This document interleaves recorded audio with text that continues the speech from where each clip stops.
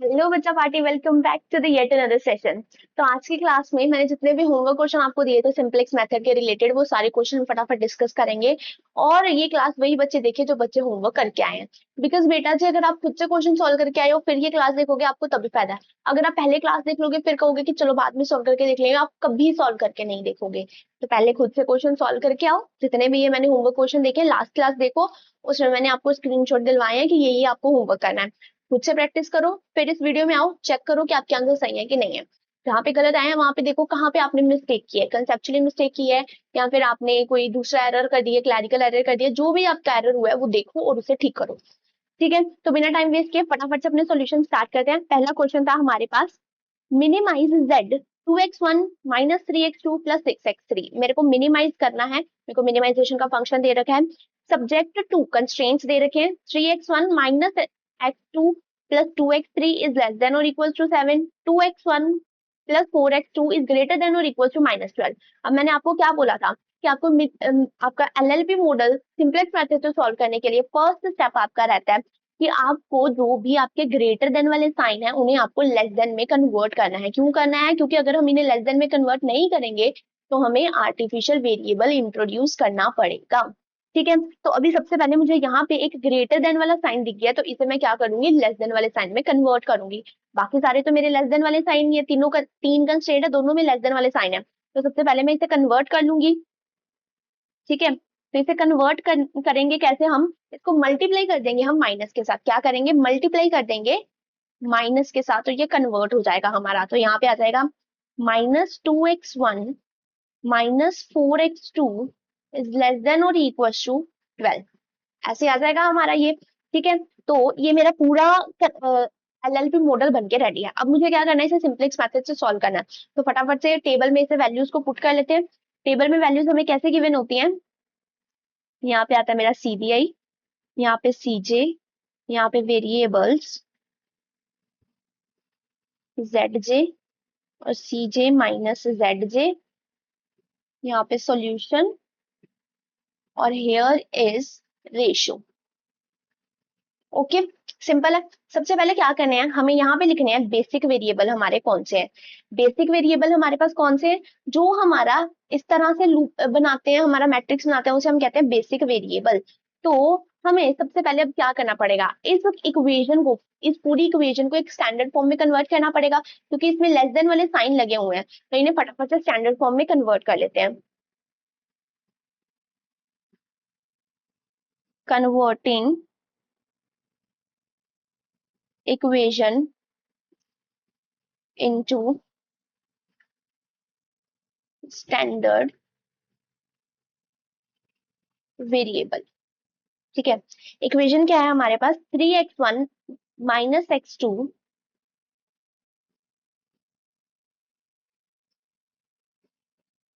Plus 2x3 equal to कितना आ जाएगा, ये 7 आ जाएगा। और पहले में हम क्या इंट्रोड्यूस कर देंगे, 1s1। नेक्स्ट इक्वेशन क्या आ जाएगी, 2x1 प्लस 4x2, नहीं यहाँ पे हमने बनाया ना -2x1 -4x2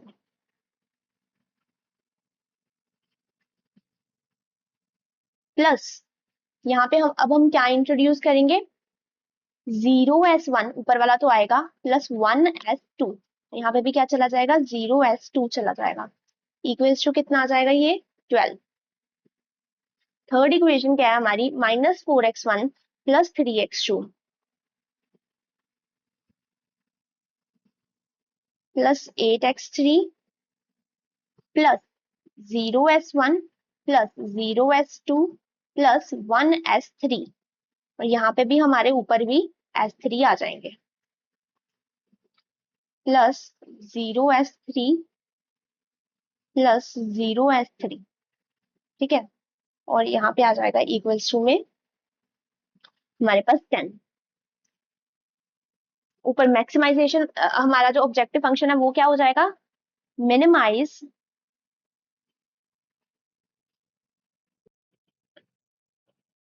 2x1 minus 3x2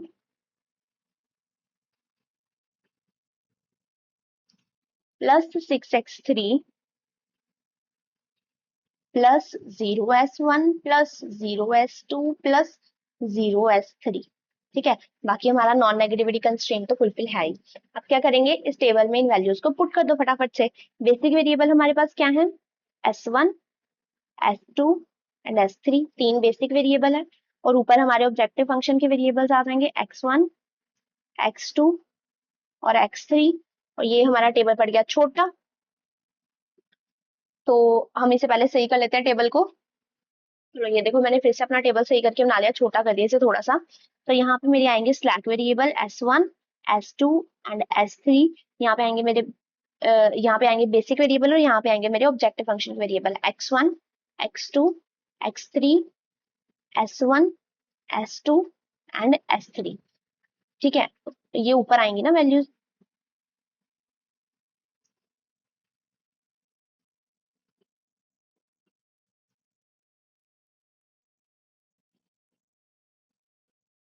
x1, x2, x3, s1, s2 and s3।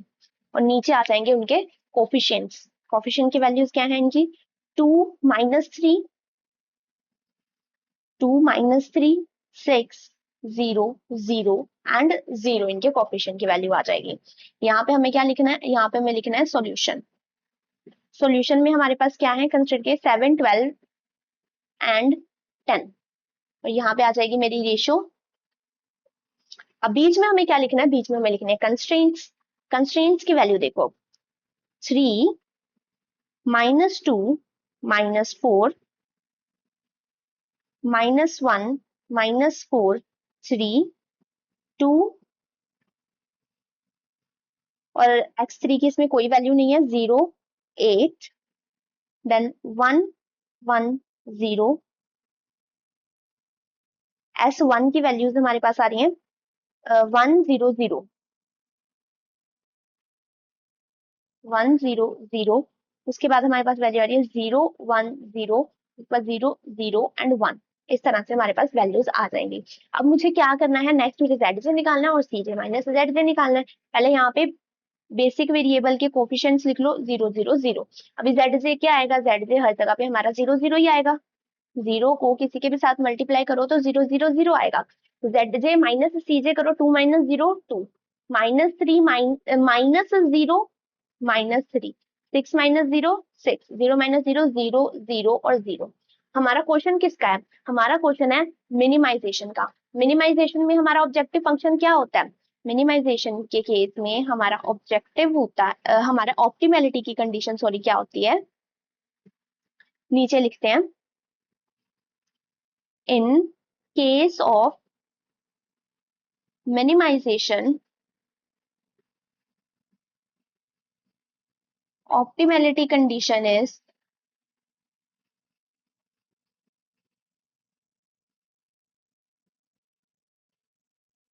zj minus cj।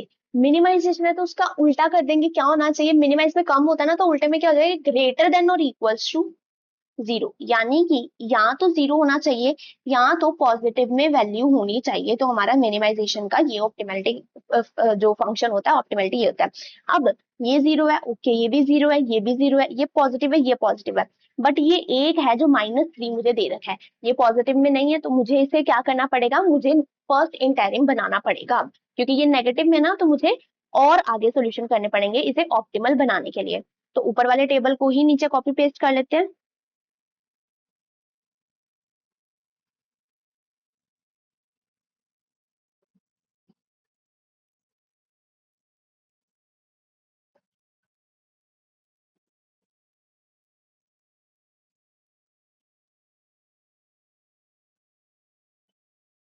चलो,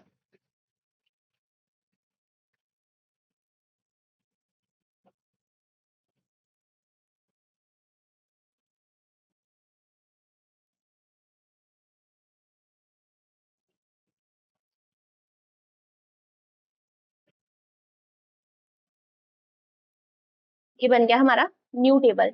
अब हम इसमें सारी वैल्यूज लिखेंगे।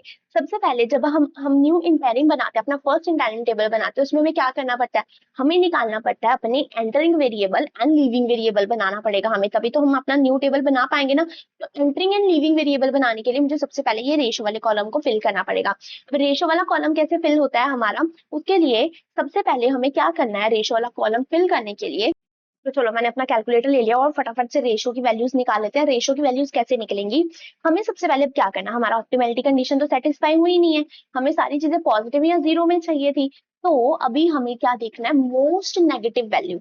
अगर हम मैक्सिमाइजेशन का केस कर रहे हैं तो हम उसमें देखेंगे मोस्ट पॉजिटिव वैल्यू। अगर मैक्सिमाइजेशन का केस है तो मुझे सारी ऑप्टिमैलिटी मेरी कंडीशन क्या होगी कि मेरे सारे सीजे minus Z J less than और इक्वल टू जीरो होने चाहिए, या तो जीरो या तो नेगेटिव में होनी चाहिए। तो उस केस में मैं क्या देखूंगी, मोस्ट पॉजिटिव वैल्यू देखूंगी। बट अगर मैं मिनिमाइजेशन का केस कर रही हूँ तो उसमें मेरी ऑप्टिमैलिटी कंडीशन क्या है, ग्रेटर देन और इक्वल टू जीरो होना चाहिए, यानी कि या तो जीरो होना चाहिए या तो पॉजिटिव होना चाहिए। तो इस केस में मैं कौन सा उठाऊंगी, मोस्ट नेगेटिव वैल्यू इस केस में उठाऊंगी। एक ही नेगेटिव वैल्यू है तो मैं इसे उठा लूंगी। लेट्स से अगर -3 और -7 दो वैल्यूज होती तो मैं किसे उठाती, -7 को उठाती, मोस्ट नेगेटिव वैल्यू को उठाती। तो अब इस केस में -3 को उठाऊंगी और इसके कॉरस्पॉन्डिंग वाले कॉलम को हम क्या कह देंगे, की कॉलम कह देंगे। इसके करस्पॉन्डिंग कॉलम को हम क्या कहेंगे, की कॉलम कहेंगे। ये मेरे पास क्या हो गया, की कॉलम। अब मुझे क्या करना है, की कॉलम की हेल्प से मेरे को रेशियोज वाली वैल्यूज फिल करनी है। कैसे फिल होती है, की कॉलम की जितनी भी मेरी एलिमेंट्स है डिवाइडेड बाय सॉल्यूशन कर दोगे तो आपका क्या आ जाएगा, रेशो आ जाएगा। रेशो कैसे आती है, की कॉलम डिवाइडेड बाय सॉल्यूशन करके, ठीक है, सॉल्यूशन डिवाइडेड बाय की कॉलम करके, सॉरी, ठीक है, ऐसे करके आपकी रेशो की वैल्यू। तो फर्स्ट क्या आ जाएगा आपका, 7 डिवाइडेड बाय 1 कर देंगे तो यहाँ पे क्या आ जाएगा, 7 ही आ जाएगा। अब 1 यहाँ पे माइनस में आएगा, 1 माइनस में है ना बच्चे, माइनस का ध्यान का बहुत ख्याल रखना। तो यहाँ पे हमारा क्या आ जाएगा, -7 आ जाएगा। यहाँ पे कितना आ जाएगा, -12 डिवाइडेड बाय -4 तो कितना आ जाएगा, डिवाइड कर लो, 12 डिवाइडेड बाय 4 इज 3, -3 यहाँ पे मेरा आंसर आ जाएगा। और नेक्स्ट में क्या आ जाएगा, 10 डिवाइडेड बाय 3, 10 डिवाइडेड बाय 3 आ जाएगा। अब मुझे क्या करना है, अब मुझे की रो निकालनी है। की कॉलम तो मैंने निकाल लिया, अब मुझे की रो निकालनी है। की रो कैसे निकलती है, रेशो में जो मेरे पास पॉजिटिव स्मॉलेस्ट सेल होता है, पॉजिटिव एंड स्मॉलेस्ट। अगर मेरे को यहाँ पे अभी देखो इस केस में तो मेरे को सिर्फ एक ही पॉजिटिव दे रखा है, बाकी सारे नेगेटिव में है। अगर मेरे को यहाँ पे 3-4 पॉजिटिव दे रखे थे, यहाँ पे 2, 3 और -1 दे रखा होता, तो इस केस में हम कौन सा उठाते, 2 उठाते, क्योंकि पॉजिटिव में भी मेरे को स्मॉलेस्ट वाला देखना था। तो ये वाला आपका क्या हो जाएगा, ये आपका की रो हो जाएगा।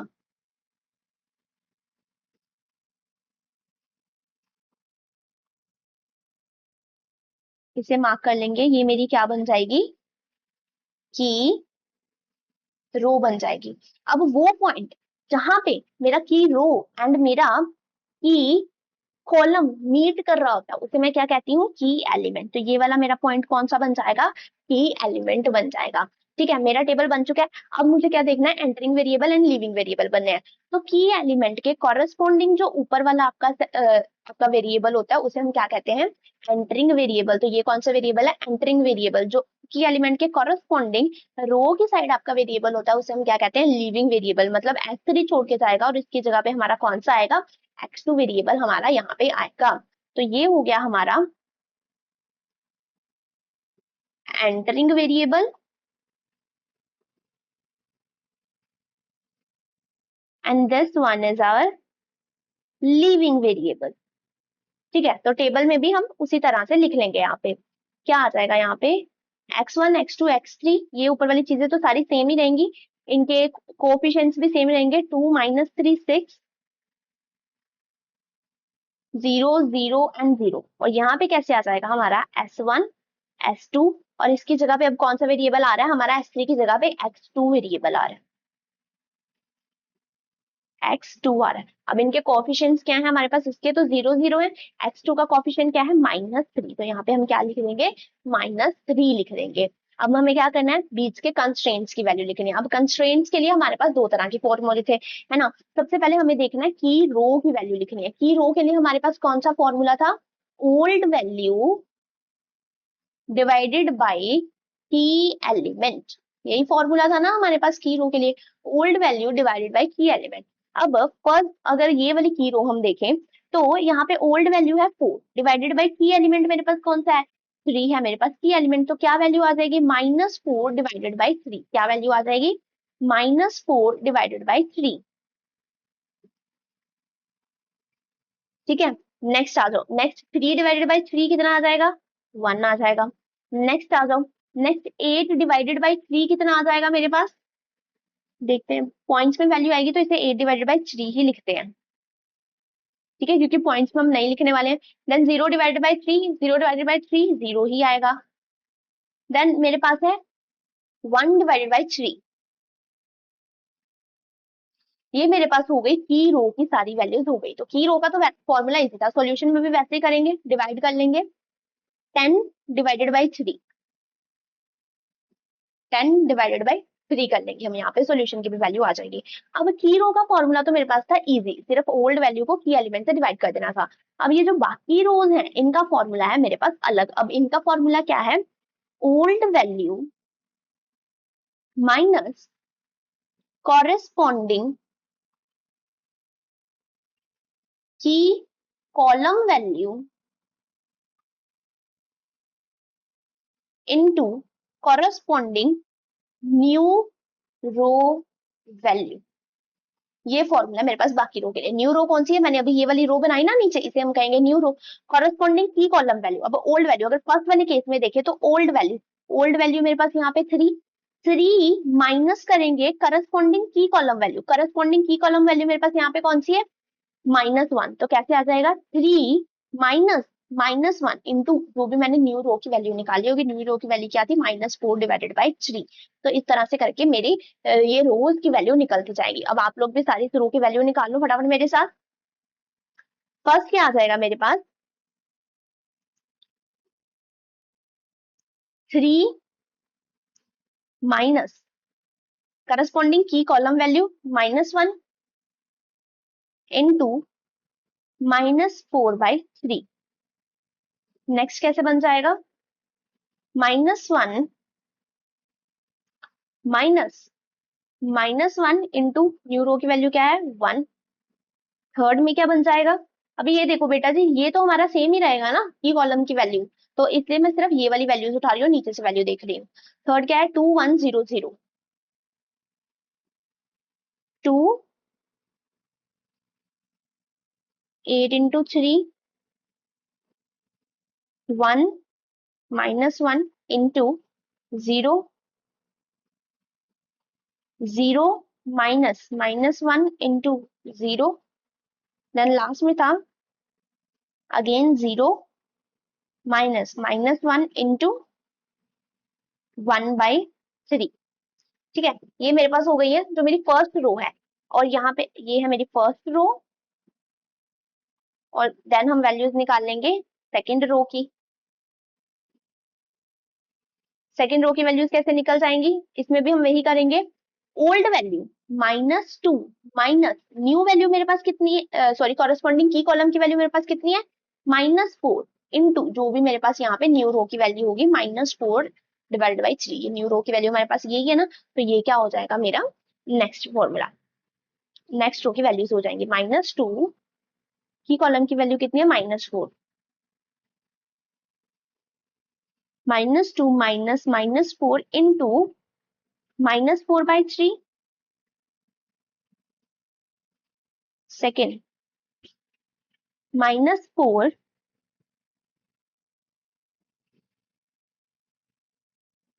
-4 इंटू 1/3,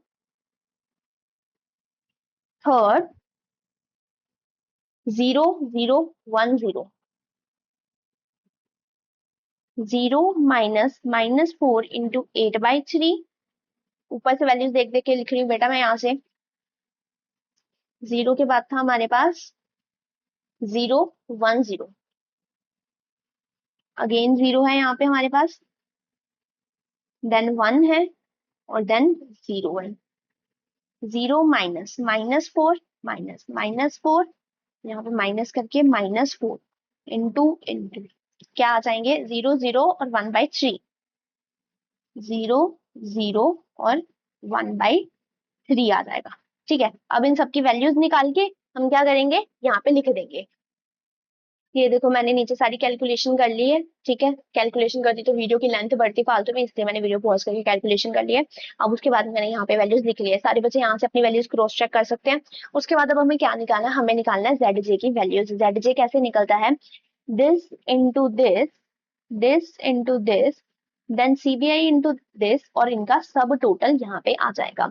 ठीक है, तो अभी निकाल लेते हैं। 0 इंटू 5/3 0, 0 इंटू -22/3 0 ही आएगा। बस ये लास्ट वाले की हमें वैल्यूज निकालनी है, बाकी तो 0 के साथ मल्टीप्लाई करोगे 0 ही आएगा। तो -3 इंटू -4/3, -3 इंटू -4/3 कर देंगे तो ये कितना आ जाएगा, 3 माइनस में into -4 is 12 divided by 3 is 4। कितनी वैल्यू आ जाएगी यहाँ पे हमारे पास, 4। देन नेक्स्ट अगर हम वैल्यू निकाले, -3 into 1 is -3, then again -3 into 8 divided by 3 is -8। फिर उसके बाद -3 into 0 0, -3 into 0 0, -3 into 1 divided by 3 is -1। ZJ minus CJ निकाल लो, वो कैसे आएगा हमारा ZJ minus CJ, CJ minus ZJ, sorry CJ है 2, -4 is -2, then -3 minus -3 is 0, then 6 minus -8 is 14, then 0 minus 0 0, 0 minus 0 is 0, then 0 minus -1 is 1। ठीक है, फिर से अब हमारे पास देखो हमारा ऑप्टिमलिटी कंडीशन क्या है, मिनिमाइजेशन के केस में CJ माइनस ZJ या तो 0 होना चाहिए, या तो हमारा क्या होना चाहिए, किस में होना चाहिए, या तो हमारा 0 होना चाहिए या तो पॉजिटिव में होना चाहिए। ठीक है, अब मेरे पास ये देखो यहाँ पे अब मेरे पास माइनस में वैल्यू आ रही है ना, बाकी सारे तो पॉजिटिव आ रहे हैं, 0 0 0, 1 एंड 14 भी आ रहे हैं। 6 माइनस -8 करेंगे तो 14 ही आता है यहाँ पे। सिर्फ एक ही वैल्यू हमारे पास नेगेटिव में आ रही है, -2, 2 -4 करोगे तो कितना आएगा मेरे पास यहाँ पे, -2 आएगा। तो मुझे इसको अभी ठीक करना पड़ेगा, फिर से न्यू इंटेरिम बनाना पड़ेगा मेरे को यहाँ पे। तो अभी सबसे पहले हमें क्या करना पड़ेगा, की कॉलम देखनी पड़ेगी, जो हाईएस्ट नेगेटिव वैल्यू है उसके कॉरेस्पॉन्डिंग कॉलम को हम क्या कहेंगे, की कॉलम। तो ये क्या हो गई मेरी की कॉलम। तो रेशो की वैल्यूज निकालो, रेशो की वैल्यू कैसे निकलेगी, सॉल्यूशन डिवाइडेड बाय की कॉलम हम कर देंगे। 31 डिवाइडेड बाय 3 कैसे आ जाएगा यहाँ पे देखो, 31 डिवाइडेड बाई 3 डिवाइड 5/3 आ जाएगा। तो कैसे आ जाएगा, 31 डिवाइडेड बाई 3 इंटू 3/5 आ जाएगा। 31 into 3 is 93 divided by 3 into 5 is 15। तो यहाँ पे कैसे आ जाएगा, 93 डिवाइडेड बाई 15 आ जाएगा। ऐसे ही हम बाकी भी निकाल लेंगे सारी वैल्यूज। देन ये कट होके क्या आ जाएगा, 93, अरे यार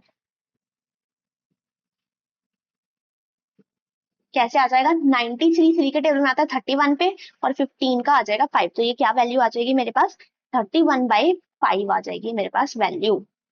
कितनी आ जाएगी, 31/5 आ जाएगी। नेक्स्ट वैल्यू देखो, इसी तरह से हम ऊपर सॉल्व कर लेते हैं इसे।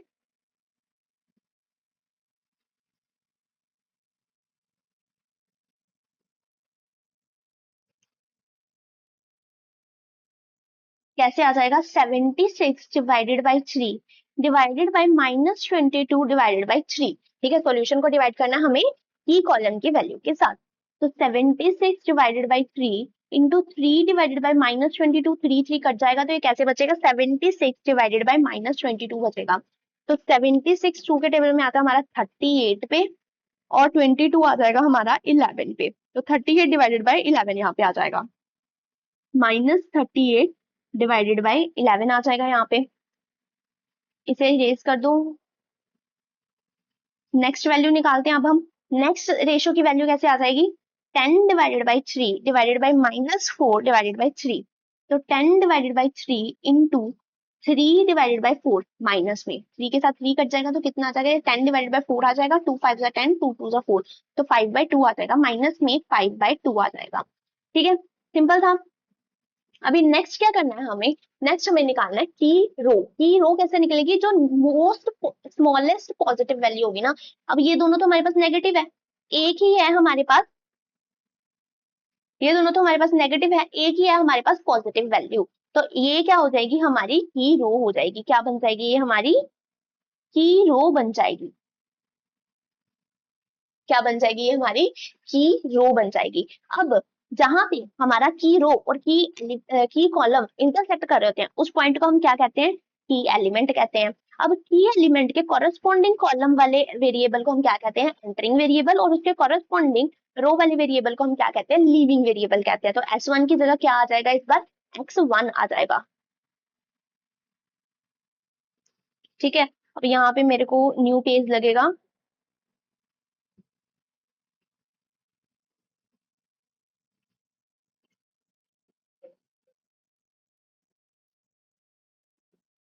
चलो, यहाँ पे हमें फिर से टेबल बनाना है, तो ऐसा करते हैं, इसी टेबल को कॉपी पेस्ट कर लेते हैं।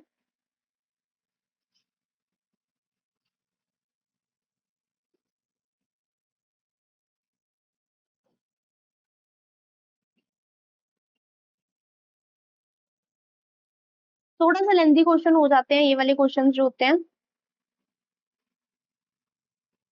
पर इजी हैं। अगर आपको लॉजिक समझ आ गया है तो ये क्वेश्चन इजी है, बस लेंथी है, टाइम कंज्यूमिंग है। तो पेपर में आपको स्पीड बना के चलनी पड़ेगी, मतलब आपको अपनी अच्छे से प्रैक्टिस रखनी पड़ेगी, तभी आप ये वाले क्वेश्चन सॉल्व कर पाओगे।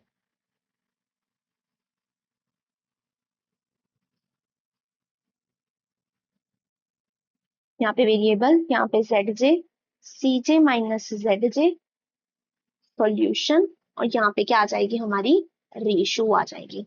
ओके, ऊपर वाली वैल्यूज तो सेम ही रहेंगी, x1,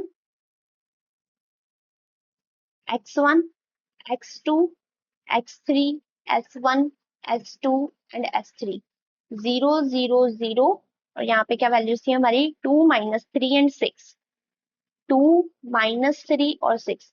यहाँ पे क्या आ जाएगा, यहाँ पे तो S2 रहेगा, यहाँ पे हमारा इस बार एंटरिंग वेरिएबल क्या है, X1 है, लीविंग वेरिएबल X1 था, S1 की जगह क्या आएगा, X1 आएगा। और यहाँ पे हमारा कौन सा वेरिएबल आ रहा था, X2 आ रहा था, X2 आ रहा था, X2 की वैल्यू है -3, X1 की वैल्यू है 2, और यहाँ पे तो S2 की वैल्यू कितनी है, 0 ही है। अब मेन बात क्या है, हमें बीच वाले लिखने हैं, कंस्ट्रेंट लिखने हैं और सोल्यूशन की वैल्यू लिखनी है।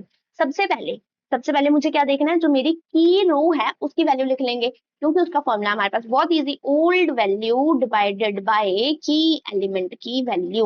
ओल्ड वैल्यू मेरे केस में 5/3 डिवाइडेड बाय की एलिमेंट में 5/3 है, तो कितना आ जाएगा, 1 आ जाएगा। यहाँ पे 0 डिवाइडेड बाय 5/3 कितना आ जाएगा, 0 आ जाएगा। फिर ये वाली चीजें देखने वाली है मेरी, ठीक है। तो यहाँ पे 1 और 0, 1 एंड 0। नेक्स्ट अगर हम देखें तो क्या वैल्यू है हमारे पास, 14/3 divided by 5/3, 14/3 divided by 5/3, 14/3 into, ये रेसिप्रोकल हो जाएगा, जब ऊपर जाएगा तो 3/5, 3 से 3 कट जाएगा, तो यहाँ पे कितना आ जाएगा, 14/5 आ जाएगा। कितना आ जाएगा, 14/5 आ जाएगा। नेक्स्ट क्या है, 1 divided by 5/3, 1 divided by 5/3, 1 into 3/5, कितना आ जाएगा ये, 3/5। Next 0 divided by 5/3 is 0, then 1/3 divided by 5/3, 1/3 divided by 5/3, 1/3 into 3/5, 3 के साथ 3 कट जाएगा, तो ये कितना आ जाएगा हमारा, 1/5। कितना आ जाएगा हमारा, 1/5 आ जाएगा। ठीक है, सिंपल था। मैं आपको साथ साथ में कैलकुलेशन इसलिए दिखा रही हूँ, ताकि जिस बच्चे को कैलकुलेशन में डाउट रहता है वो भी समझ सके कि कैलकुलेशन हमारी कैसे हो रही है। नेक्स्ट, ये हमारे की रो की वैल्यू निकल गई। अब हम इसी तरह से सॉल्यूशन की वैल्यू भी निकाल लेंगे। 31/3 डिवाइडेड बाई 5/3, तो ये कितना आ जाएगा, जब ऊपर रेसिप्रोकल हो जाएगा 3/5 हो जाएगा, 3 के साथ 3 कट जाएगा, 31/5 ही आ जाएगा। ये हमारा अगेन सॉल्यूशन कितना आ जाएगा, 31/5 आ जाएगा। चलो, अब हमारे की रो की वैल्यू तो निकल चुकी है। नेक्स्ट वैल्यूज हमें क्या निकालनी है, अपने दूसरे रोज की वैल्यू निकालनी है। तो इनके लिए हमारे पास फॉर्मूला क्या था, ओल्ड वैल्यू मेरे पास कितनी है 22/3 माइनस 22/3 माइनस करस्पॉन्डिंग की column value minus 22/3 into new value मैंने क्या निकाली है, इस केस में 1 निकली थी ना हमारी, इस रो में केस में 1 निकली थी, यहाँ पे 0 थी, है ना। तो ये इस तरह से आपकी न्यू वैल्यूज निकल जाएंगी, बाकी रोज की सारी वैल्यूज निकलती जाएंगी। तो फटाफट से यहाँ पे टेबल बना लेते हैं। यहाँ पे आएगा हमारा फर्स्ट रो की पहली वैल्यू हम लिखेंगे 5/3 old value minus new corresponding की कॉलम वैल्यू, सॉरी 5/3 थोड़ी है हमारी, ओल्ड वैल्यू कितनी है हमारे पास -22/3, कितनी वैल्यू है -22/3 माइनस करस्पॉन्डिंग की कॉलम वैल्यू -22/3 ही है हमारी की कॉलम की वैल्यू, इनटू जो न्यू वैल्यू है, न्यू वैल्यू हमारे पास क्या आई है 1 आई है मेरे पास न्यू वैल्यू। तो यहाँ पे कैलकुलेशन कैसे हो जाएगी -22/3, ये जब इसे मल्टीप्लाई करोगे तो ये -22/3 ही रहेगा, फिर 1 के साथ मल्टीप्लाई करोगे तो माइनस माइनस क्या हो जाएगा प्लस हो जाएगा, यहाँ पे कितना आ जाएगा +22/3 और यहाँ पे वैल्यू कितनी आ जाएगी आपकी 0। नेक्स्ट सेकेंड निकालेंगे हम 32/3,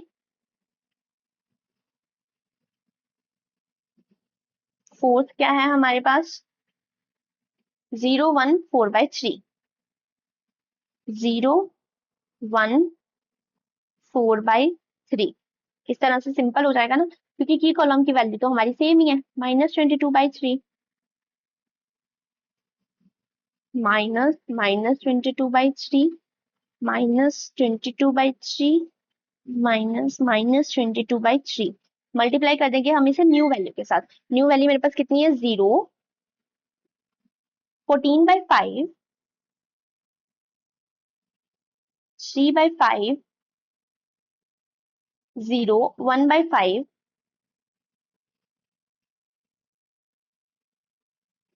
और यहाँ पे हम सॉल्यूशन की वैल्यू निकाल लेते हैं। सॉल्यूशन की वैल्यू ओल्ड वैल्यू क्या है हमारे पास सॉल्यूशन की 76/3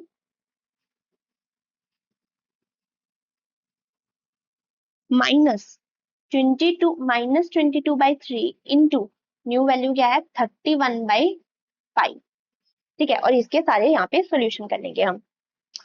0 माइनस माइनस प्लस, इसको किसी भी वैल्यू को 0 के साथ मल्टीप्लाई करो 0, तो 0 + 0 0, देन 32/3 माइनस माइनस प्लस आ जाएगा यहाँ पे 22 इंटू 14, 308, 3 5 15 इक्वल्स टू, एलसीएम लेंगे ना यहाँ पे हम 3 और 15 का, 3 1 3, 3 5 15 और 5 1, 3 इंटू 5 कितना आ जाता है, आता ही होगा ये सब, तो 15 आ जाएगा। यहाँ पे 5, 32 इंटू 5 160 प्लस 308, 468 डिवाइडेड बाई 15 आ जाएगा यहाँ पे,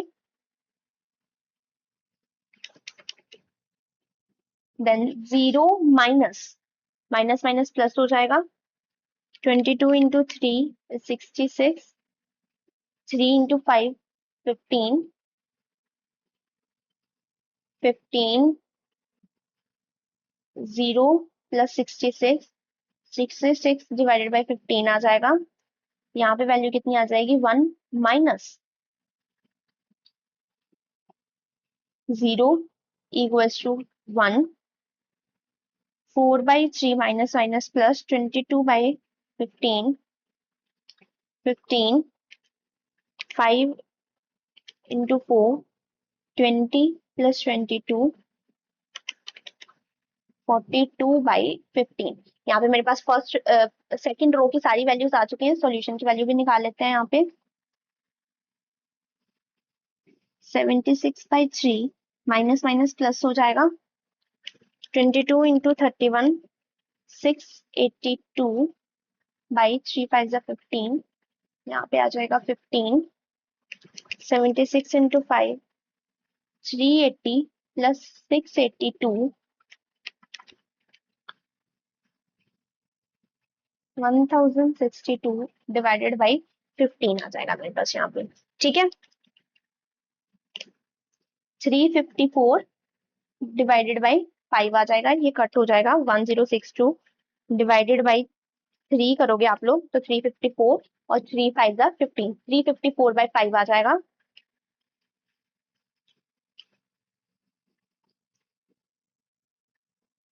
यहाँ पे वैल्यू कितनी है, 0।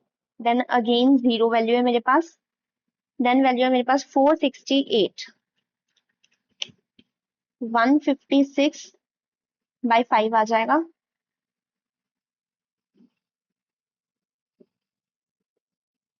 66 बाई 15 22 बाई 5 आ जाएगा।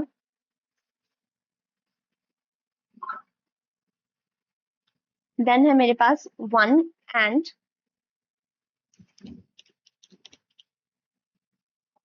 14 बाई 5 आ जाएगा यहाँ पे। ठीक है, सिंपल था। इसी तरह से हम नेक्स्ट रो की वैल्यूज भी निकाल लेंगे। नेक्स्ट रो की वैल्यू क्या है मेरे पास, old value -4/3 minus new corresponding की कॉलम वैल्यू -4/3 इंटू जितनी भी हमारी न्यू वैल्यू आई थी। न्यू वैल्यू इस केस में कितनी आई थी, 1 आई थी। तो -4/3 1 8/3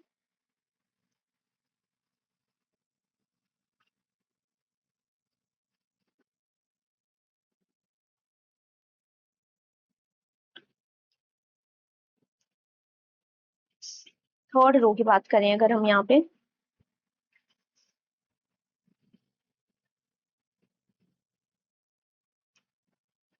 -4/3 minus -4/3 into 1 second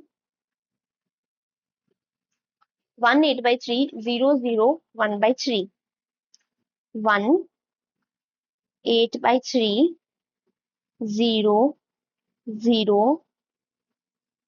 1/3 minus corresponding की कॉलम वैल्यू कितनी है हमारे पास, -4/3। सबके साथ ऐसे ही कर देंगे, माइनस करस्पॉन्डिंग की column value 0 minus -4/3 1/3 minus -4/3। Multiply किससे करेंगे, न्यू वैल्यू के साथ। पहले के केस में थी 1, देन है हमारे पास 0 14/5 3/5 0 1/5 0 14/5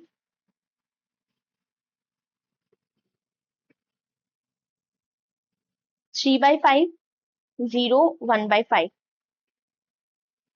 3/5 0 और 1/5। और इसे हम क्या कर लेंगे, सॉल्व कर लेंगे फटाफट जैसे हमने पहले किए हैं। -4/3 माइनस माइनस प्लस हो जाएगा 4/3, तो ये कितनी वैल्यू आ जाएगी, 0।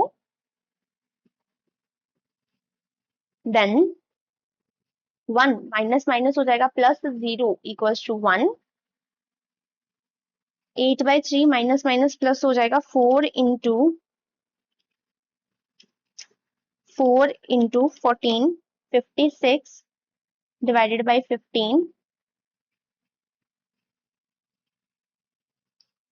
8 into 5 40 plus 56 14 into 40 plus 56 is 96 divided by 15 is 32 divided by 5। ठीक है, 0 माइनस माइनस प्लस हो जाएगा, 4 3 जा 12 5 3 जा 15 इक्वल्स टू कितना आ जाएगा,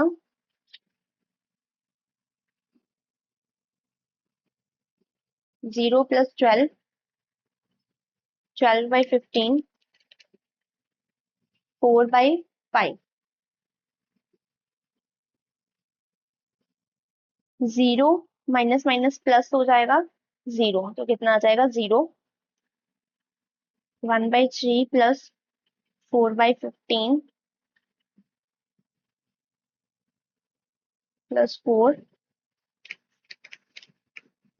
9/15 3/5 आ जाएगा। कितनी वैल्यूज आई मेरे पास? 0 1 32/5,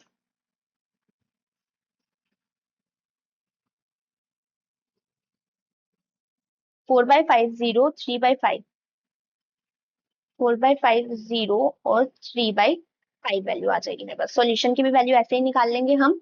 क्या है ओल्ड वैल्यू मेरे पास? 10/3,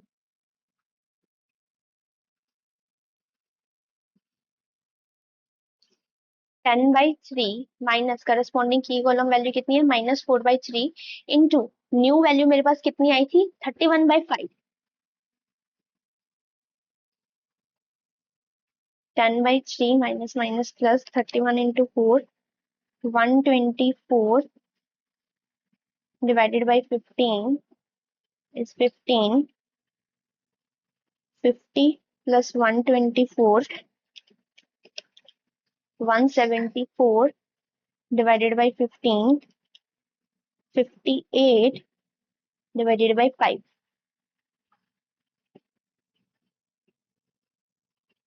ठीक है, अब मुझे क्या करना है? ZJ माइनस CJ निकालना है। ZJ माइनस CJ कैसे निकलेगा? 2 into 1 plus 0 into 0 0 minus 3 into 0 0, तो कितना आ जाएगा यहाँ पे? 2। कितना आ जाएगा यहाँ पे? 2। नेक्स्ट क्या है हमारे पास? 2 इंटू 0 0, 0 इंटू 0 0 माइनस 3 इंटू 1 कितना आ जाएगा? -3।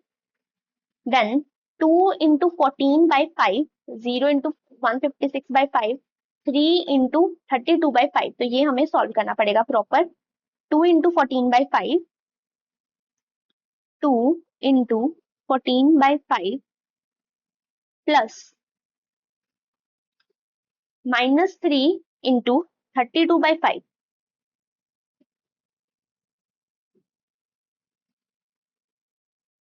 32/5, तो ये कितना आ जाएगा आपका? 14 इंटू 2 28/5 माइनस 96/5, 28 माइनस 96/5 -68/5, कितना आ जाएगा आपका? -68/5। इसी तरह से हम नेक्स्ट भी निकाल लेंगे। 2 into 3/5 minus 3 into 4/5, 2 into 3/5 plus -3 into 4/5, 3 to the 6/5 plus, plus की जगह पे यहाँ पे क्या आ जाएगा? माइनस आ जाएगा, -12। 6 minus 12 is -6/5। ठीक है, देन है मेरे पास 2 इंटू 0 0 माइनस 3 इंटू 0 0, तो यहाँ पे क्या आ जाएगा? 0। Then 2 into 1/5 and -3 into 3/5, 2 into 1/5 plus -3 into 3/5, 2 minus 9 -7/5 आ जाएगा। ठीक है, ऐसा करते हैं, अभी हम पॉइंट्स में ही लिख लेते हैं यहाँ पे जो चीजें हैं। पहले तो 2 माइनस 2 कितना आ जाएगा मेरे पास? 0। Then -3 -3 0, then 68 -68 divided by 5 is 13.6। 6 minus 13.6 minus में इज 19.6। देन उसके बाद है हमारे पास 0 माइनस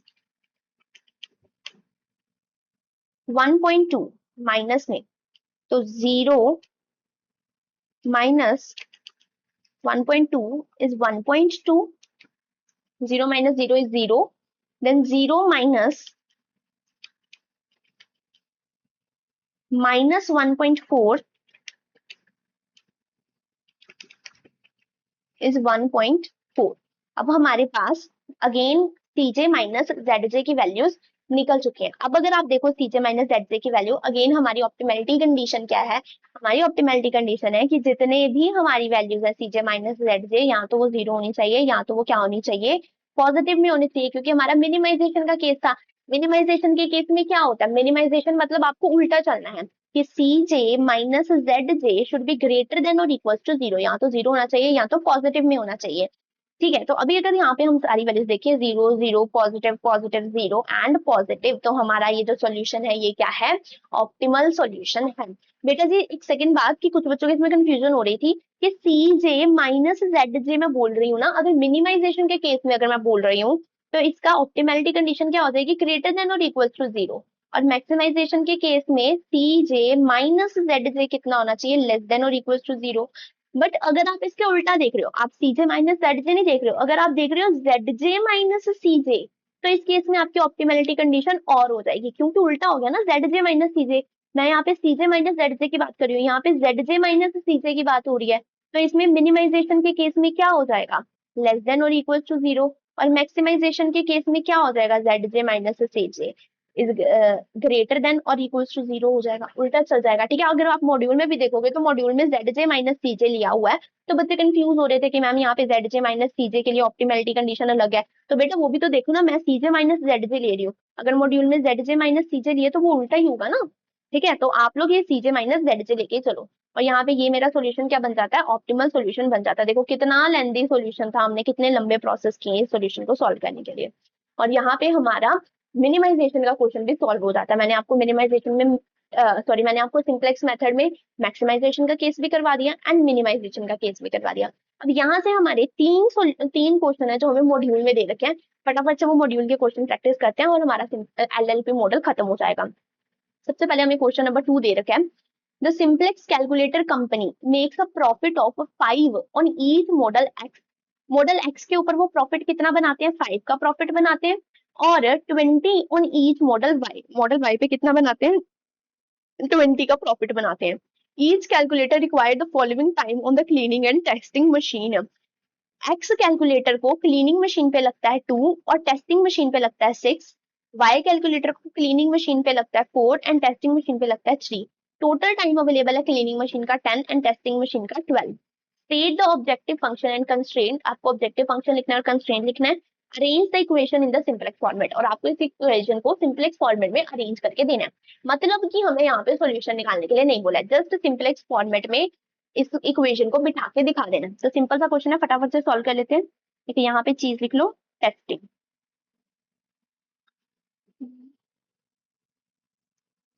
ठीक है, अगर हम यहाँ पे इसका टेबल बनाएं तो हमारा टेबल कैसा बन जाएगा? सॉल्यूशन में यहाँ पे हमें क्या दे रखा है? साथ में प्रॉफिट दे रखा है, तो यहाँ पे आ जाएगा प्रॉफिट। एक्स के ऊपर मुझे प्रॉफिट कितना हो रहा है? 5। और वाई के ऊपर मुझे प्रॉफिट कितना हो रहा है? 20। ओके, तो सबसे पहले हम इसका एलएलपी मॉडल बना लेते हैं। क्या ऑब्जेक्टिव फंक्शन मेरा रहेगा? Maximize z equals to decision variable. मेरे इस केस में क्या आ जाएंगे? Decision variable. सबसे पहले हम यहाँ पे लिख लेते हैं, फिर ये मैक्सिमाइजेशन पे आएंगे। Decision variable, let number of calculator produce of x, let number of calculator produce of y. ठीक है, एक्स के कैलकुलेटर हम कितने लेट करेंगे? x1। और वाई के कैलकुलेटर को कितना लेट करेंगे? x2। हम नंबर ऑफ कैलकुलेटर्स प्रोड्यूस करने वाले हैं। तो अभी मैं ये आपको समझा नहीं रही हूँ क्यों ऐसा हुआ है, मैंने आपको प्रॉपर क्लास में बताया है इसके पीछे का लॉजिक। अभी तो हम जस्ट सॉल्यूशन करना देख रहे हैं। Maximize z equals to, profit maximize करना है 5x1 प्लस 20x2, इसे मुझे मैक्सिमाइज करना है।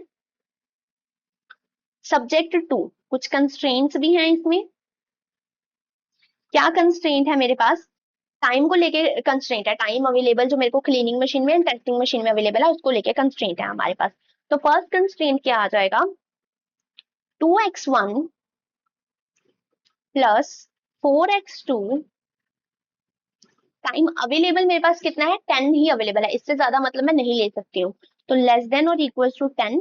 नेक्स्ट क्या है, 6x1 plus 3x2 is less than और equal to 12, non negativity constraint आ जाएगा।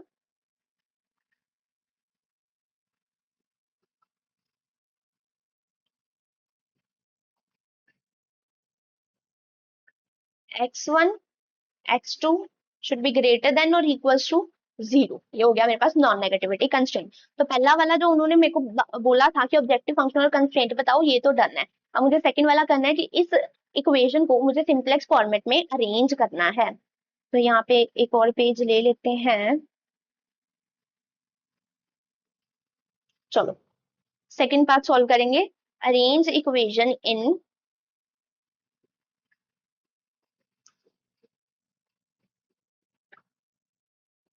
Simplex table. ओके, तो सबसे पहले मुझे इस इक्वेशन को क्या करना पड़ेगा, स्टैंडर्ड फॉर्म में कन्वर्ट करना पड़ेगा, क्योंकि इनइक्वालिटीज दे रखी है, इनइक्वालिटीज को इक्वालिटीज में कन्वर्ट करना पड़ेगा।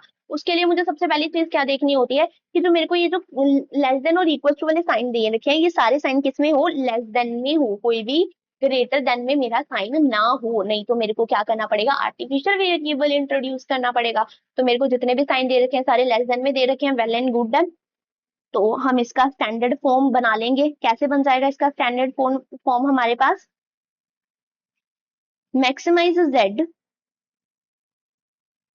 Equals to 5x1 plus 20x2 subject to 2x1 plus 4x2 plus 1s1। Next के केस में क्या है, 6x1 plus 3x2 plus 0s1 plus 1s2, और यहाँ पे भी 0s2 इक्वल्स टू 10 एंड 12।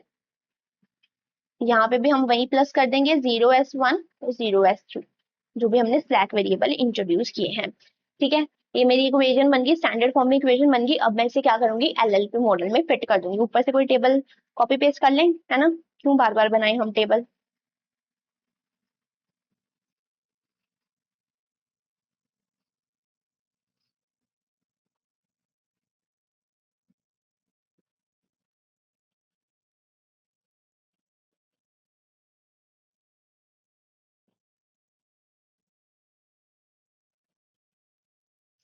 अच्छा भाई नीचे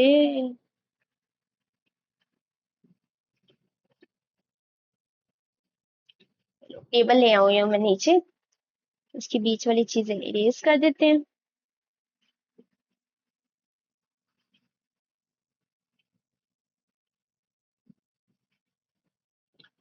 यहाँ पे क्या आ जाएगा मेरा जेड जे, यहाँ पे सी जे माइनस जेड जे, यहाँ पे मेरे वेरिएबल्स आ जाएंगे।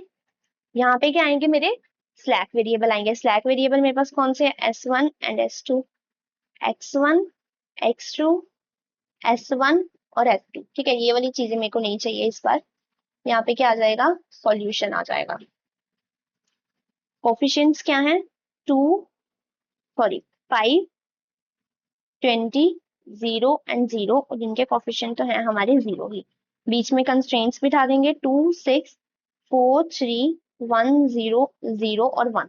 बस इतना सा बताना था हमें, से टेबल में बिठा के बस दिखाना था, सिंपल सी बात थी। अगर मैं टेबल को क्लीन कर दूं तो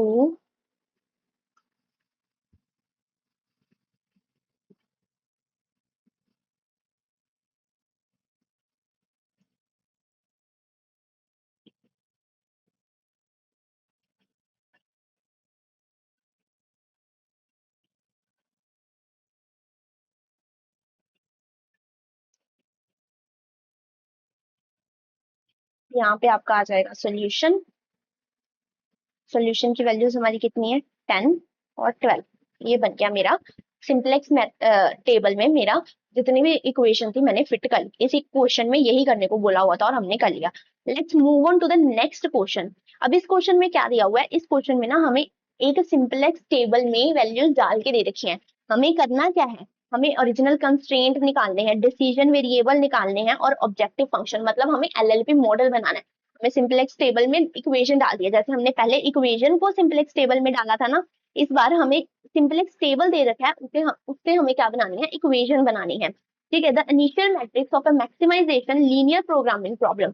मैक्सिमाइजेशन का है, ये याद रखना, is as shown where the decision variable are designated A and B etcetera. आपको ए बी करके डिसीजन वेरिएबल बनाने हैं। तो बेटा जी सबसे पहले देखो, यहाँ पे 0 0 जो वैल्यू आ रही है, इससे क्या समझ रहे हो, ये मेरे स्लैक वेरिएबल होंगे, पक्की सी बात। तो यहाँ पे आया होगा S1 S2 और S3 वैल्यू आई होगी, और यहाँ पे ए बी और सी आएगा, क्योंकि उन्होंने डिसीजन वेरिएबल क्या बोले हैं, ए बी बनाने के लिए। यहाँ पे तो आते ही हमारे स्लैक वेरिएबल हैं S1 S2 और S3 आएंगे यहाँ पे। ये मेरी होगी ZJ की वैल्यू, ये होगी मेरी CJ माइनस ZJ की वैल्यू, और ये वैल्यू होगी मेरी सॉल्यूशन की वैल्यू हो गई। ठीक है, अब इससे आप एक एलएलपी मॉडल बड़े आसानी से बना सकते हो। तो सबसे पहले हम यहाँ पे लिखेंगे डिसीजन वेरिएबल। डिसीजन वेरिएबल क्या है मेरे, ए बी और सी है मेरे डिसीजन वेरिएबल। अब ये किस चीज के लिए, मेरे को ये तो दे नहीं रखा है, तो इसलिए मैं प्रॉपर लाइन नहीं लिख सकती हूँ, let the production of A B, ऐसे मैं नहीं ना लिख सकती। तो डिसीजन वेरिएबल है मेरे पास ए बी सी। तो ऑब्जेक्टिव फंक्शन क्या आ जाएगा, मैक्सिमाइजेशन का केस ऊपर ही दे रखा था, maximise z equals to, coefficient मुझे कितने दे रखे हैं, 4a plus 8b plus 6c subject to, constraint दे रखे हैं मुझे। कौन कौन से कंस्ट्रेंट्स दे रखे हैं यहाँ पे, यहां से देख के हम सिंपल लिख सकते हैं, 5a plus 9b 0c, 5a plus 9b, then a तो 0 ही है, तो यहाँ पे कितना आएगा, 8b plus 5c, 8b plus 5c, 2a 5c, 2a plus 5c। और ये मुझे क्या दे रखे हैं, मेरी लेफ्ट राइट हैंड साइड की वैल्यूज दे रखी हैं, 36 24 एंड 7, 36 24 एंड 7 वैल्यूज दे रखी हैं। अब इस केस में साइन कौन सा लगेगा, ग्रेटर देन इक्वल्स टू का लगेगा या लेस देन इक्वल्स टू का लगेगा, ये हमें देखना पड़ेगा। तो बेटा जी देखो, अब ये मुझे क्वेश्चन किस चीज का दे रखा है, मैक्सिमाइजेशन का क्वेश्चन दे रखा है ना, कहाँ गया ये मैक्सिमाइजेशन का क्वेश्चन दे रखा है ना। तो इसमें मेरे को उन्होंने कैसे बोला होगा, जब क्वेश्चन दे रखा होगा, मैक्सिमाइज मुझे क्या करना होगा, कोर्स प्रॉफिट को मैक्सिमाइज करना होगा। तो जब प्रॉफिट को मैक्सिमाइज करना होता है, तो जनरली जो मेरे कंस्ट्रेंट दिए होते हैं वो लेस देन में दिए होते हैं। जैसे हमने ये वाली क्वेश्चन भी किया, तो इसमें मेरे को जो प्रॉफिट को मैक्सिमाइजेशन करना था, तो उसमें जो मेरे को कंस्ट्रेंट दे रखे थे, यानी कि मशीन में टाइम दे रखा था, तो मशीन में मैक्सिमम अवेलेबल टाइम दे रखा था ना, तो किसका साइन लगा था, लेस देन और इक्वल्स टू का। तो इस केस में भी हम कौन सा साइन लेके चलेंगे, लेस देन और इक्वल्स टू का साइन लेके चलेंगे। और उसके बाद नॉन नेगेटिविटी कंस्ट्रेंट आ जाएगी,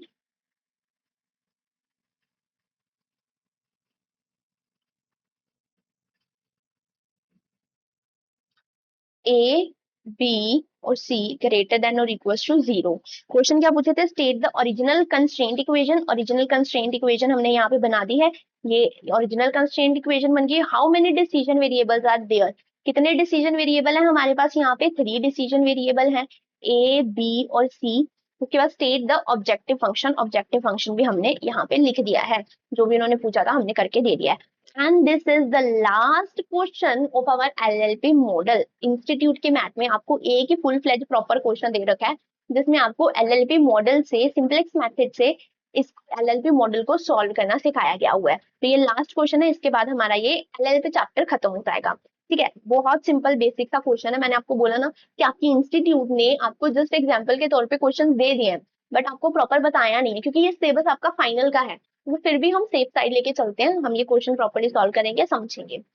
ठीक है, लास्ट क्वेश्चन है हमारा, जिसमें हमें दे रखा है, प्रोडक्ट दे रखा है P1 P2 and P3 per unit, resource matrix हमें दे रखी है पर 4 4 4 3 4 3 2 1 और 1। मैक्सिमम कैपेसिटी हमें इतनी दे रखी है और प्रॉफिट पर यूनिट हमें दे रखा है इतना। ठीक है, प्रोडक्ट 1 का प्रॉफिट पर यूनिट दे रखा है और उसके लिए जो रिसोर्स लगेंगे वो दे रखे हैं, और मैक्सिमम कैपेसिटी भी हमें यहाँ पे दे रखी है, मशीन 1, मशीन 2, मशीन 3 की मैक्सिमम कैपेसिटी भी दे रखी है, और उसमें कितनी पर यूनिट आपको लगेगी एक प्रोडक्ट बनाने के लिए वो भी दे रखा है, सब चीजें दे रखी है। हमें क्या करना है, सबसे पहले एलएलपी मॉडल बना लेना है। एलएलपी मॉडल बनाने के लिए सबसे पहले मेरा काम क्या है, decision variable, decision variable decide करना है ना। डिसीजन वेरिएबल क्या होगा, let the number of product produce of product x is product P1 है हमारे पास यहाँ पे,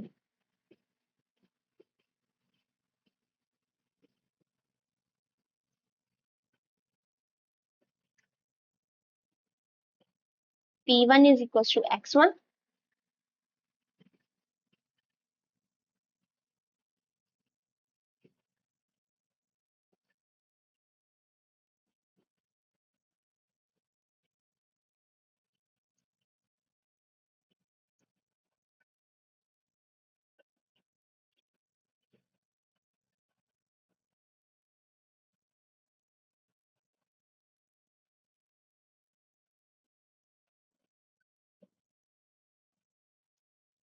P2 का कितना आ जाएगा X2, एंड P3 का कितना आ जाएगा X3 आ जाएगा। यहाँ पे डिसीजन वेरिएबल बन गया।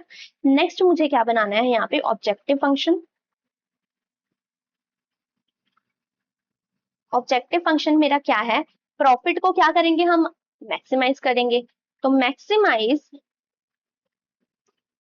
Z equals to 20 X1, profit per unit मेरे को 20 दे रखा है ना P1 का, P2 का कितना दे रखा है 12 X2 plus 8 X3, subject to constraints. Constraints मेरे को क्या गिवन है यहाँ पे, मैक्सिमम कैपेसिटी मेरे को कंस्ट्रेंट गिवन है 4 4 and 4, 4x1 plus 4x2 plus 4x3 should be less than और इक्वल टू, मैक्सिमम कैपेसिटी दे रखी है ना, तो क्या आ जाएगा ये 1200, then 3 4 and 3, 3x1 plus 4x2 plus 3x3 less than और equal to 900, then 2 1 and 1, 2x1 plus 1x2 plus 1x3 less than और इक्वल टू कितना 400। नॉन नेगेटिविटी कंस्ट्रेंट आ जाएगी लास्ट में,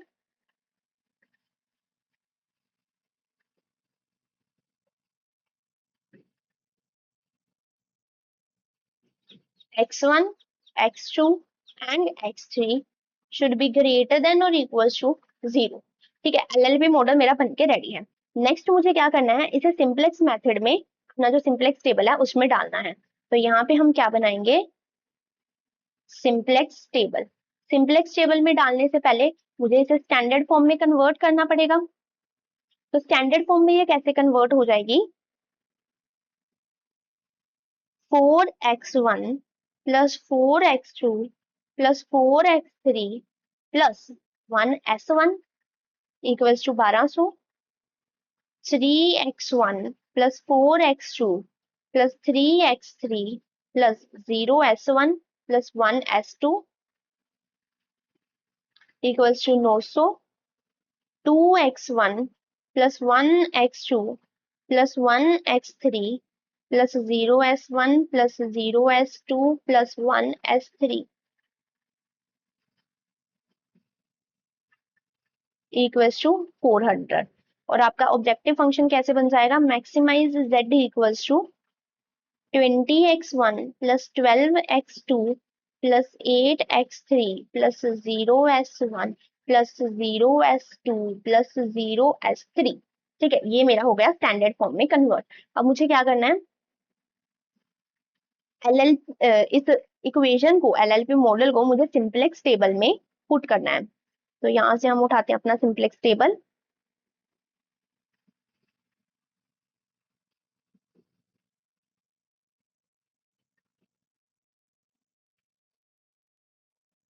कॉपी,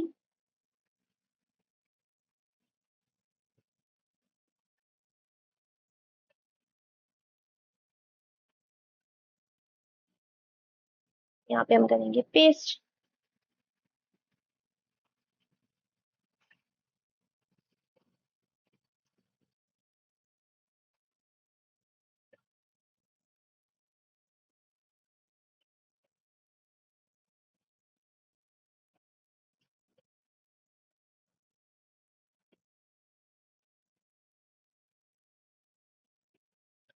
चलो, यहाँ पे आ जाएगा हमारे पास CDI, यहाँ पे आ जाएगा मेरे पास CJ, यहाँ पे आ जाएंगे वेरिएबल, यहाँ पे आ जाएगा ZJ, CJ minus ZJ, here is solution. ठीक है, अब यहाँ पे मुझे क्या लिखने हैं, अपने वेरिएबल्स लिखने हैं, x1, x2, x3, s1, s2 and s3। Objective function के ये वेरिएबल थे। बेसिक वेरिएबल मेरे पास क्या थे, s1, s2 एंड s3। अब इनके कोफिशिएंट्स क्या है मेरे पास, 20, 12, 8, 0, 0, 0, 0, 0 और 0। अब मुझे क्या लिखने हैं, बीच के कंस्ट्रेंट्स लिखने हैं, 4, 3, 2, 4, 4, 1, 4, 3, 1, 1, 0, 0, 0, 1, 0, 0, 0 एंड 1। सोल्यूशन क्या आ जाएगा, 1200, 900, 400, 1200, 900, 400। मुझे क्या करना है, ZJ निकालना है। सबसे पहले ZJ कैसे निकलेगा, this into this, this into this into this, और इनका टोटल आ जाएगा यहाँ पे। तो 0 के साथ किसी को भी मल्टीप्लाई कर दो, आपका सोल्यूशन क्या आएगा, 0, 0, 0, 0, 0 and 0। 20 minus 0, 20, 12 minus 0, 12, 8 minus 0, 8, 0 minus 0, 0, 0 minus 0, 0, 0 minus 0, 0। Optimality condition क्या है मेरे पास,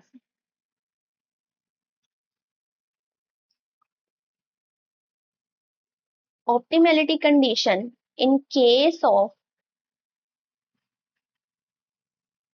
maximization is CJ minus ZJ। Maximization है हमारे पास, तो मुझे उल्टा चलना पड़ेगा, मतलब कि लेस देन और इक्वल टू 0, या तो 0 होने चाहिए या तो नेगेटिव में होनी चाहिए मेरे पास। ऑप्टिमलिटी कंडीशन मेरे को यही कहती है। तो अभी यहाँ पे जो भी मेरे को दे रखे हैं ये तो ठीक है 0 में है, पर ये सारे मेरे पास पॉजिटिव में है, तो मुझे इनमें इन्हें किस में कन्वर्ट करना पड़ेगा, नेगेटिव में कन्वर्ट करना पड़ेगा। तो ये नेगेटिव में कैसे कन्वर्ट होंगे, तो मुझे अपना न्यू इंटाइम टेबल बनाना पड़ेगा। सबसे पहला काम क्या है, मुझे की कॉलम निकालनी। की कॉलम कैसे निकलती है, मोस्ट पॉजिटिव वैल्यू। अभी ये मैक्सिमाइजेशन का है ना, तो मुझे इस केस में अभी क्या देखना है, मोस्ट पॉजिटिव वैल्यू देखनी पड़ेगी। यहाँ पे मोस्ट पॉजिटिव वैल्यू है यहाँ पे मेरे पास 20, तो इसके कॉरेस्पॉन्डिंग कॉलम को मैं क्या कहूंगी, की कॉलम कहूंगी। इसके कॉरेस्पॉन्डिंग कॉलम को हम क्या कहेंगे, की कॉलम कहेंगे।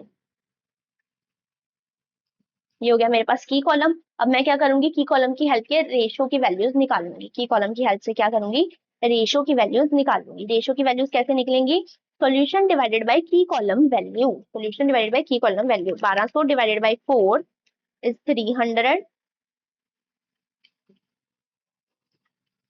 900 divided by 3 is 300, then 400 divided by 2 is 200। ये रेशो की वैल्यूज निकल गई। नेक्स्ट स्टेप क्या है, तो मेरे पास रेशो में पॉजिटिव स्मॉलेस्ट वैल्यू आई है। पॉजिटिव स्मॉलेस्ट वैल्यू कौन सी है मेरे पास, यहाँ पे 200। ये तीनों वैल्यू पॉजिटिव थी, इसमें स्मॉलेस्ट वैल्यू थी 200। तो इसके कॉरेस्पॉन्डिंग रो को हम क्या बोलेंगे, इसकी कॉरेस्पॉन्डिंग रो को हम बोलेंगे की रो। क्या बोलेंगे इसकी कॉरेस्पॉन्डिंग रो को, की रो बोलेंगे। ये क्या हो गई, हमारी की रो हो गई।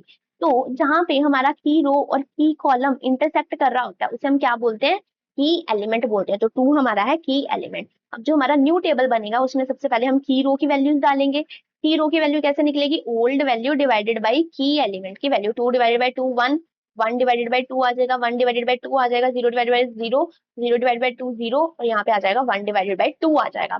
फिर उसके बाद हम न्यू रोज की वैल्यूज भी निकाल लेंगे। तो फटाफट से इस टेबल को नीचे दोबारा कॉपी पेस्ट करते हैं।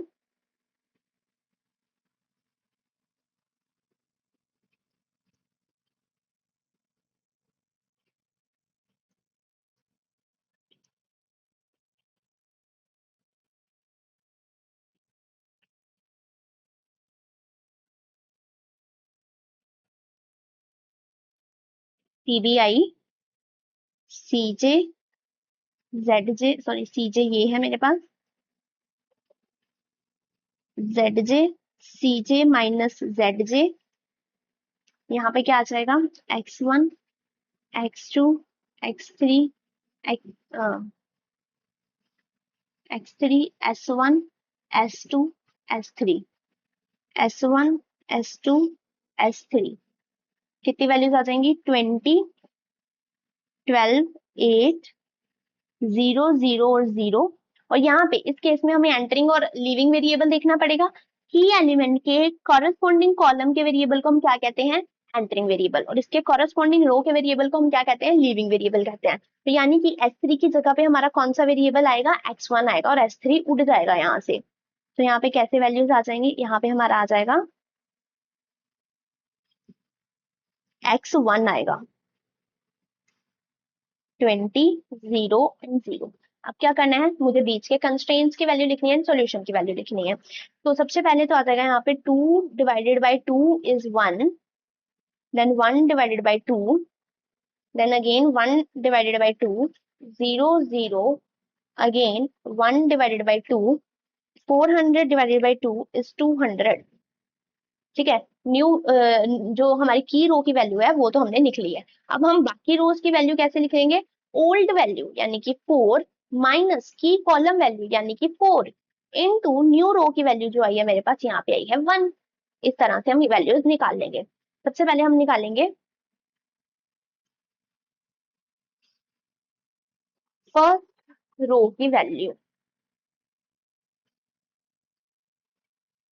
4, 4, 4, 1, 0, 0, 4, 4, 4,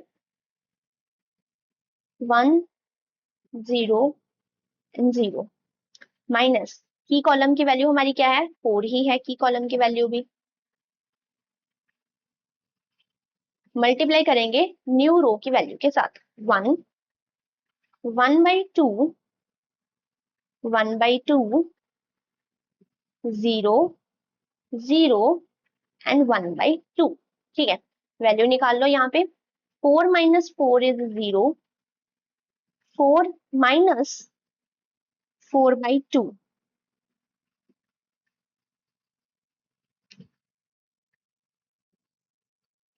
4/2, तो यहाँ पे आ जाएगी 2 वैल्यू। अगेन यहाँ पे भी वही सेम ही है, तो यहाँ पे भी कितनी वैल्यू आ जाएगी, 2। यहाँ पे हमारा आ जाएगा 1 माइनस 0 इज 1, 0 माइनस 0 इज 0, यहाँ पे आ जाएगा 0 माइनस 4/2 इज -4/2। ठीक है, तो 0, 2, 2, 1, 0, -4/2। ठीक है, अब हम क्या निकाल लेंगे, सेकेंड रो की वैल्यू निकाल लेंगे इसी तरह से। सेकेंड रो में कैसे निकल जाएगा, ओल्ड वैल्यू 4 माइनस की कॉलम की वैल्यू 3 इंटू न्यू रो की वैल्यू कितनी आएगी, यहाँ पे हमारी 1/2 थी, इस तरह से निकाल लेंगे। तो की कॉलम की वैल्यू है इस बार हमारे पास 3, 3, 4, 3, 3, 4, 3, 0, 1, 0, 1 एंड 0। ठीक है, तो की कॉलम की वैल्यू हमारे पास कितनी है, 3, तो सबको कॉरेस्पॉन्डिंग की कॉलम की वैल्यू के साथ माइनस कर देंगे। तो यहाँ पे क्या आ जाएगा, -3 आ जाएगा, -3 क्यों लिख रही हूँ, नॉर्मल 3 है ना यहाँ पे हमारे पास, -3, -3, -3, -3 और 0, -3 इनटू क्या कर दूंगी मैं, आपकी जो न्यू रो की वैल्यू निकालिए, न्यू रो की वैल्यू क्या है, 1, 1/2, 1/2, 0, 0 एंड अगेन 1/2। इनकी वैल्यूज कैलकुलेट कर लो, अब कितनी आ जाएगी, 3 माइनस 3 इज 0, 4 माइनस 3/2, तो यहाँ पे आ जाएगा आपका 2, 4 2 जा 8 -3 5/2 यहाँ पे भी आ जाएगा आपका 3 -3/2 3 2 जा 6 -3 is 3/2 0 -0 is 0 1 -0 is 1 0 -3/2 is -3/2 ठीक है सारी वैल्यूज निकाल ली अभी हम इन्हें ऊपर लिख देंगे 0 5/2 3/2 0 5/2 3/2 0 1 -3/2 ठीक है सॉल्यूशन की वैल्यू भी ऐसे निकल जाएगी 1200 डिवाइडेड बाई 4 इस 300 नहीं ऐसे थोड़ी निकलेगी मैं डायरेक्ट क्यों डिवाइड कर रही हूँ कैसे आ जाएगी आपकी सॉल्यूशन की वैल्यू ओल्ड वैल्यू 1200 माइनस की कॉलम की वैल्यू कितनी थी 4 इंटू न्यू रो की वैल्यू मेरे पास कितनी आई है यहाँ पे 200 दूसरे केस में कैसे निकलेगी ओल्ड वैल्यू मेरे पास कितनी है 900 माइनस 3 इंटू 200 ठीक है तो 200 into 4 is 800 1200 minus 800 is 400 and 3 into 200 is 600 900 minus 600 is 300 400 और नीचे क्या वैल्यू आ जाएगी 300 400 और 300 ये मेरी सॉल्यूशंस की वैल्यू भी निकल गई है इजी था अब मैं क्या निकालूंगी zj की वैल्यू निकालूंगी zj की वैल्यू कैसे निकलेगी 0 into 0 0 into 0 20 into 1 is 20 20 20 into 1/2 is 20/2 10 यहाँ पे कितना आ जाएगा आपका अगेन 10 0 0 और यहाँ पे आपकी वैल्यू आ जाएगी 20 इंटू अगेन 1/2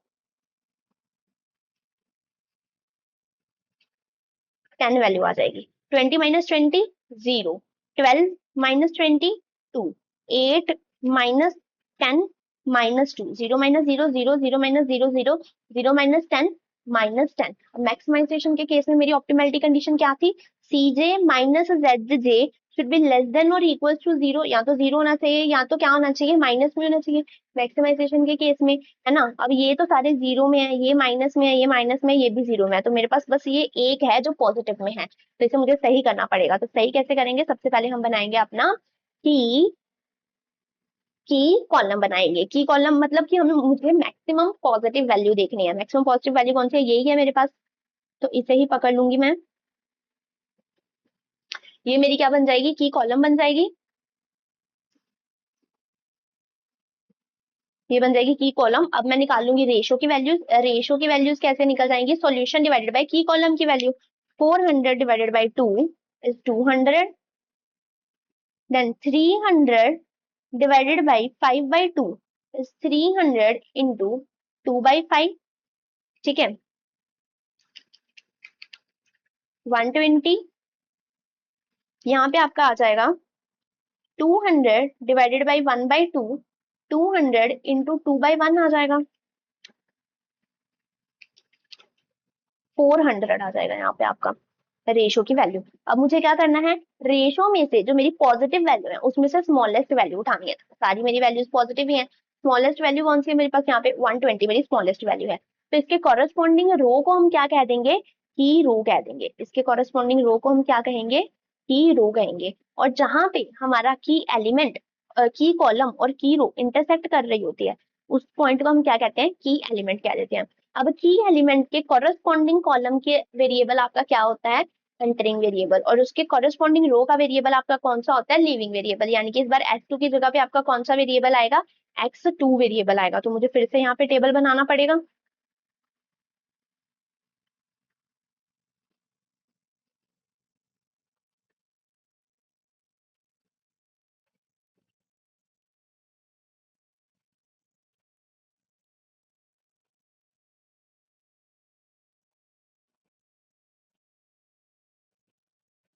यहाँ पे अगेन टेबल बनाते हैं, CBI, CJ variable, ZJ, CJ minus ZJ, X1, X2, X3, S1, S2, S3 solution. ठीक है, यहाँ पे क्या आ जाएगा इस बार मेरा, S2 की जगह आएगा X2, S1, X2, X1, S1, X2 और X1 आ जाएगा। कोफिशिएंट्स क्या है इनके, 20, 12, 8,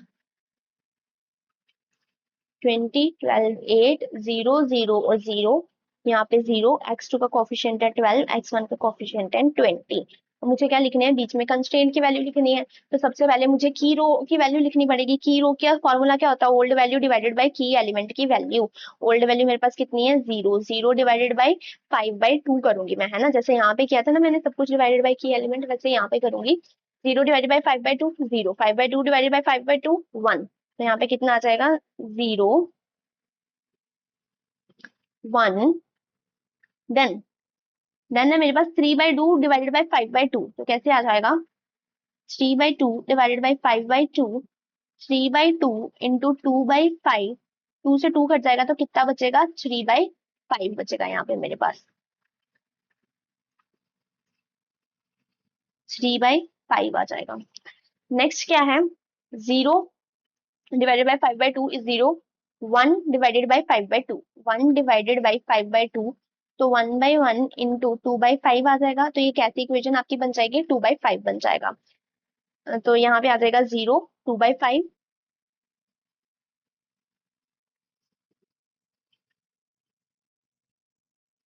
देन आपके पास -3/2 डिवाइडेड बाय 5/2, -3/2 डिवाइडेड बाय 5/2, और यहाँ पे इक्वेशन कैसी बन जाएगी आपकी, 3/2 माइनस में इंटू 2/5, 2 से 2 कट जाएगा तो कैसे आ जाएगा, -3/5 आ जाएगा,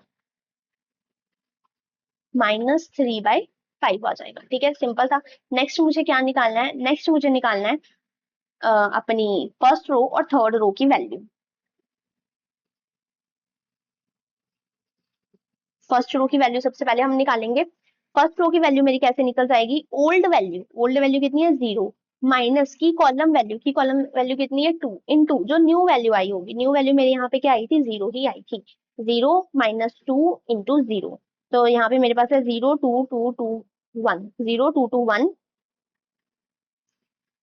पहले इसे लिख लेते हैं ना, 0, 2, 2, 1, फिफ्थ सिक्स पे क्या वैल्यू है मेरे पास, 0 -4/2, 0 -4/2, माइनस की कॉलम में मेरे पास क्या वैल्यू दे रखी थी, 2, तो सबको करस्पॉन्डिंग की कॉलम की वैल्यू के साथ मुझे माइनस करना है, तो सब में -2 लिख दूंगी मैं, है ना, -2 ही वैल्यू दे रखी थी ना, सॉरी 2 वैल्यू दे रखी ना, तो माइनस कर देंगे 2।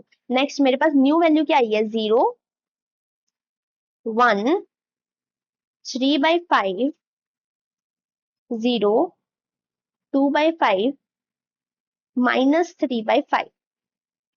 ठीक है, सॉल्व कर लो इसे फटाफट। 0 - 0 इज 0, 2 - 2 इज 0, 2 - 6/5 कैसे आ जाएगा, 5, 2 जा 10, -6, 4/5,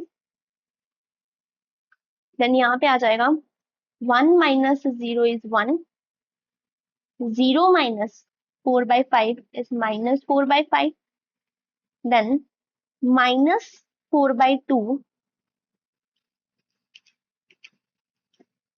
माइनस माइनस प्लस हो जाएगा, 6/5 आ जाएगा।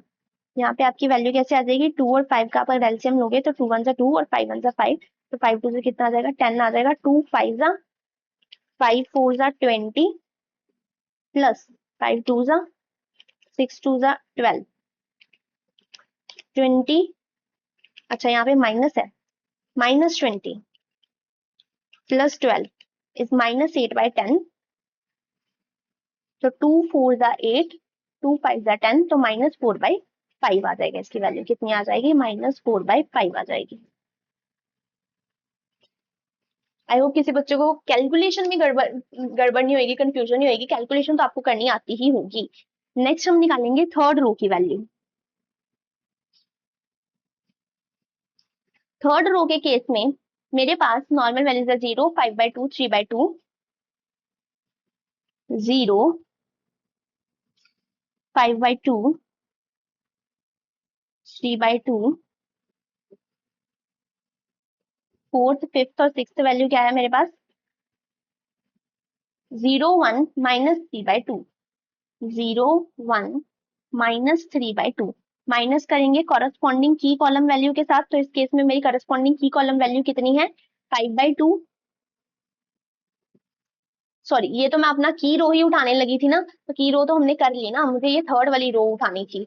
1, 1/2, 0, 0, 1/2।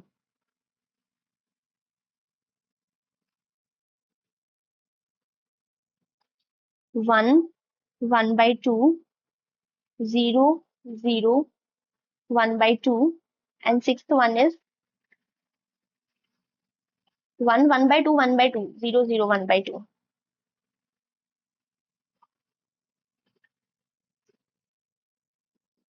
0, 0, 1/2। ठीक है, माइनस करेंगे हम कॉरस्पॉन्डिंग की कॉलम वैल्यू के साथ, तो कॉरस्पॉन्डिंग की कॉलम वैल्यू मेरे पास कितनी है? 1/2।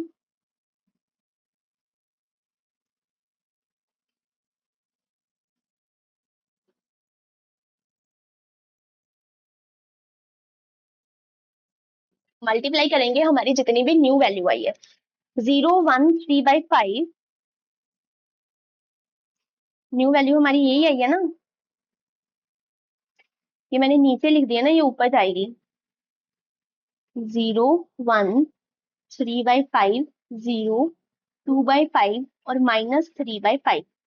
ठीक है, गलती से मैंने नीचे लिख दी थी, ऊपर लिखेंगे ना, क्योंकि सेकंड कॉलम हमने निकाला था ना, यही था हमारा की रो, तो 0 डिवाइडेड बाई 5/2, 5/2 डिवाइडेड बाई 5/2 ऐसे करके निकाला था ना, बस मैंने नीचे लिख दिया था, वो ऊपर आएगा। 0, 1, 3/5, 0, 1, 3/5, 0, 2/5 एंड देन आएगा -3/5। इसे सॉल्व कर लेंगे। 1 minus 0 equals to 1, 1/2 minus 1/2 equals to 0, 1/2 minus 3/10। 2 और 10 का एलसीएम लोगे तो 2 1 जा 2, 2 5 जा 10 और 5 के साथ 10 नहीं आ जाएगा यहाँ पे। 2 5 जा 10 माइनस 3, 2/10, 2 1 जा 2, 2 5 जा 10, तो कितना आ जाएगा? 1/5 आ जाएगा। यहाँ पे अगर हम देखें तो 0 माइनस 0 इज 0, देन 0 माइनस 2/10, तो कितना आ जाएगा ये मेरे पास? -2/10 आ जाएगा। 1/2 माइनस माइनस माइनस प्लस हो जाएगा, यहाँ पे 3/10 आ जाएगा। ठीक है, तो 10 ही आ जाएगा। 2 5 जा 10, 5 1 जा 5 प्लस 3, 8/10, 2 4 जा 8, 2 5 जा 10 और यहाँ पे कितनी वैल्यू आ जाएगी? 4/5 वैल्यू आ जाएगी। ठीक है, सिंपल था, फटाफट से ये सारी वैल्यूज इक्वेशन में डाल, अपने सिंप्लेक्स टेबल में डालो। 0, 0, 4/5, 0, 0, 4/5, 1 माइनस 4/5, देन -4/5। उसके बाद 1, 0, 1/5, 0 -2/10, देन लास्ट में वैल्यू है 4/5। इसी तरह से सॉल्यूशन की वैल्यूज भी निकाल लेंगे। सॉल्यूशन में अगर इसको देखें तो यहाँ पे आ जाएगा आपका 300 डिवाइडेड बाई 5/2, 300 इंटू 2/5 आ जाएगा, 120 आ जाएगा सॉल्यूशन की वैल्यू इस केस में। नेक्स्ट केसेस में कैसे आ जाएगी सॉल्यूशन की वैल्यू? ओल्ड वैल्यू मेरे पास कितनी है? 400 माइनस न्यू वैल्यू मेरे पास कॉरेस्पॉन्डिंग की कॉलम वैल्यू कितनी है मेरे पास? 2 इंटू न्यू वैल्यू मेरे पास कितनी आई है? 120 आई है ना न्यू वैल्यू, ये देखो 120 आई है न्यू वैल्यू। तो ये कैसे आ जाएगा, 2 इंटू 120 माइनस 400 इज 160।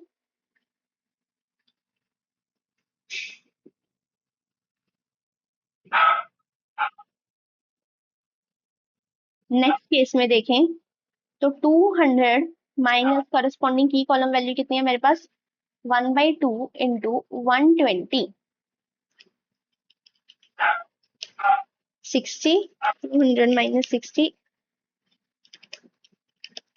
140।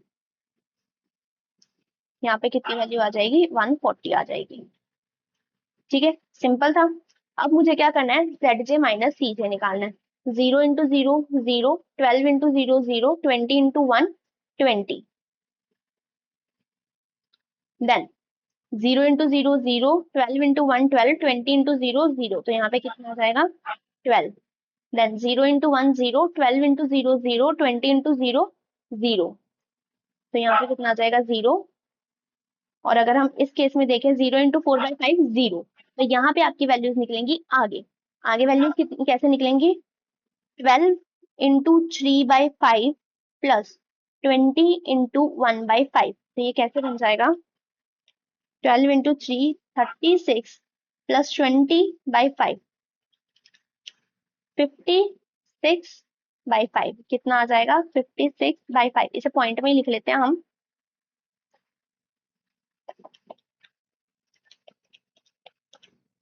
11.2, देन आ जाएगा यहाँ पे हमारे पास